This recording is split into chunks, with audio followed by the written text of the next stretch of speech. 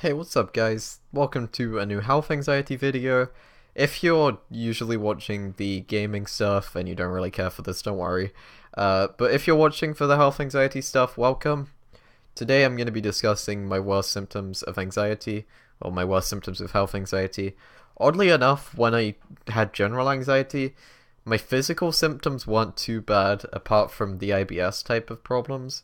But with the health anxiety came huge symptoms. Symptoms that I thought were very indicative of something more than anxiety. But honestly, it is crazy how much anxiety can actually do to you. It's very difficult to explain and to get the message across if you haven't overcame most of the symptoms. If you're still going through, like, big symptoms that feel very scary, I was the same. I wouldn't believe anybody who told me it was just anxiety, but believe me, anxiety can cause crazy, crazy physical symptoms. I've even read that the chest pain you can experience with anxiety is equivalent to a chest pain you could feel having a heart attack. So it's pretty crazy what your mind can do.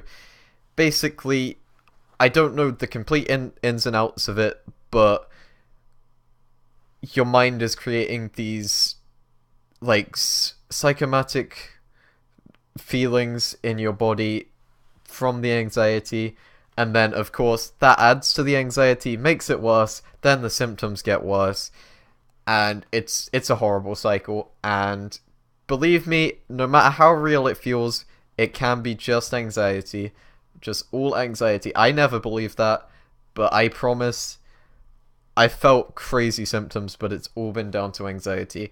So let's get started with my heart kind of symptoms, which I thought was like something wrong with my heart.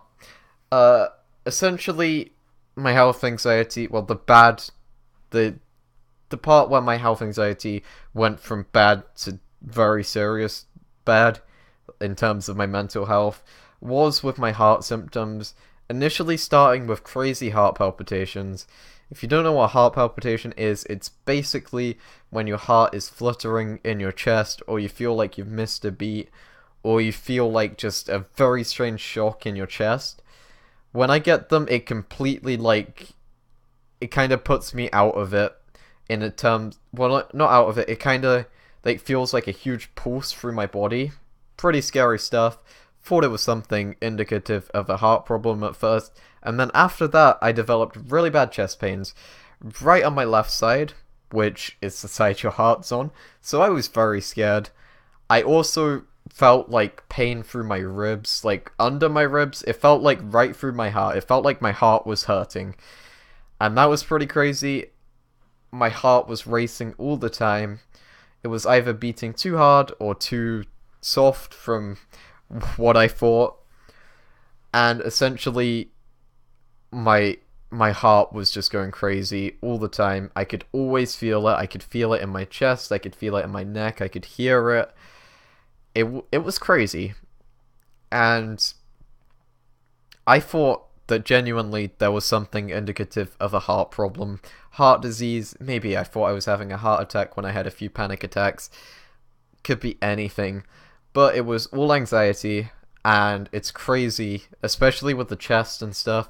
The chest pain, it felt so real, of like heart pain, and it was crazy. I also started getting like really lightheaded and dizzy. That wasn't too fun. Don't know what else I can really say for that. Again, anxiety can cause crazy, crazy symptoms in like it felt like it was constant. It didn't feel like it came on and off. It felt like it was always there. It felt like it was a huge problem. It felt real. That was because I was in this constant state of panic, this constant state of fight or flight, and it was basically how I was living my life. I was living my life in this horrible, horrible state of anxiety. I couldn't function as a person. I could barely leave the house, all due to the health anxiety, primarily. And I think the health anxiety caused quite a lot of agoraphobia as well. But yeah, with the lightheaded and dizziness, I also felt like really out of it. So I had like derealization or depersonalization.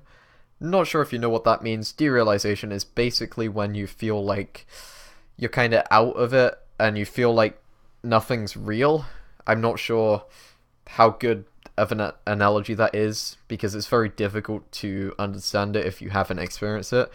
Depersonalization is when you feel kind of out of your body, in a sense, I think. Very difficult to explain again, but very weird symptoms I had.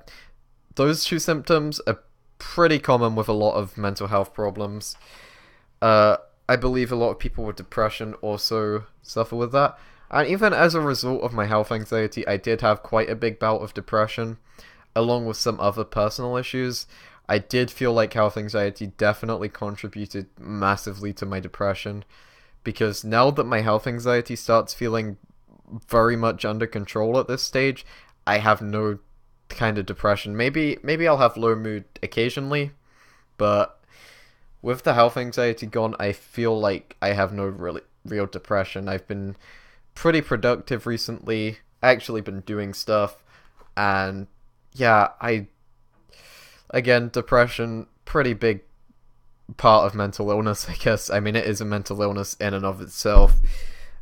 And again, health anxiety can start from generalized anxiety, it can start from social anxiety.